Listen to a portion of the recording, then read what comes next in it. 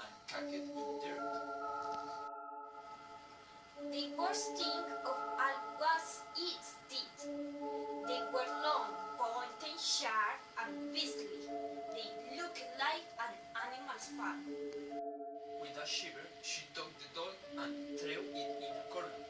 Her mother scolded her, telling her that someone had gone to a lot of trouble to send her this antique doll.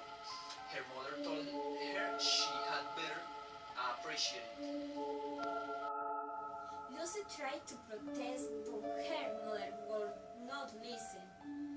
She forced the young girl to keep the doll.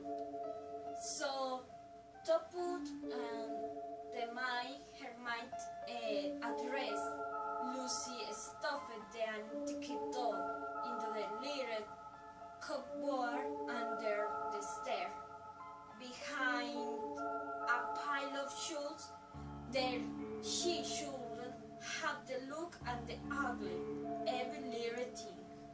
It was not until a few nights later, when Lucy was lying in bed, that she heard a noise, a shuffling sound, which went on for about 5 minutes. Then a brief drawing noise, and finally a scuttling like light footsteps walking very fast.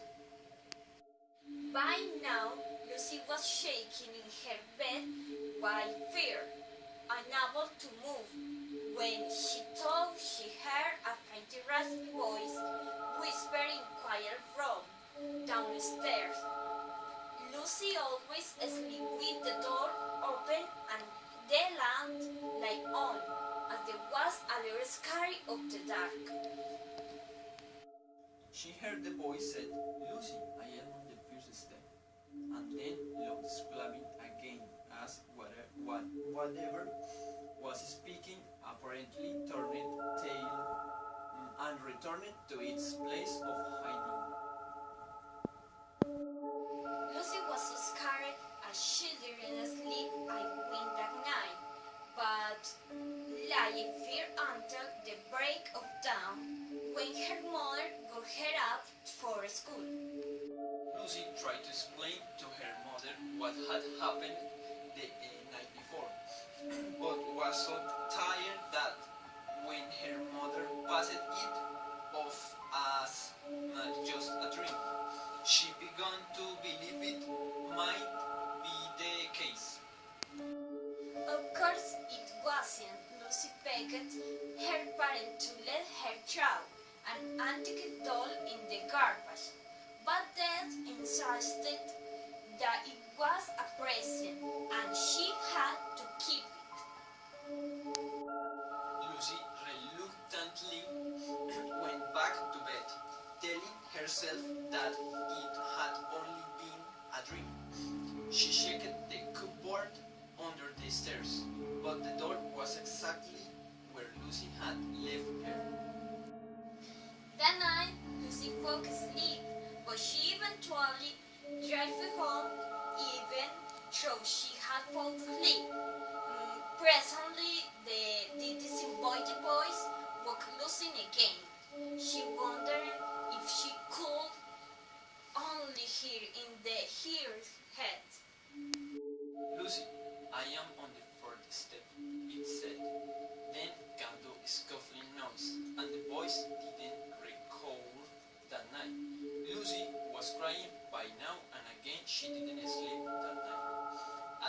At the school, Lucy told her friends about the doll, and of course they laughed at her. Lucy could only think that if the doll was climbing for a step and the time, then there was only one more night to go. That night, Lucy decided to shut her bedroom door. When her mother turned her light out, she asked why Lucy was no longer scared of the dark. Lucy replied that she was uncold. She left her light on instead of the hall light. But her mother pointed out that her bedroom light was so bright it would keep her awake and said no. Therefore Lucy agreed they just sleep without a lie. She opened the bedroom curtains instead to light the room a little anyway. Just as she began to doze, she heard the noise. And then the voice came, very clear this time. Lucy, I am on the top step. In the darkest of the bedroom, Lucy heard a clean that trembled with fear. She wasn't sure, but the thought, the cold hit her bedroom door opening very, very slowly. The next morning, Lucy's parents found her body at the bottom of the stairs. They guessed that she had been on her way to the toilet during the night, and in the darkness had slipped and fallen down the stairs, breaking her neck. The antique doll was found beside her body and was worried. Why, Lucy? Everyone said that a tragedy it was.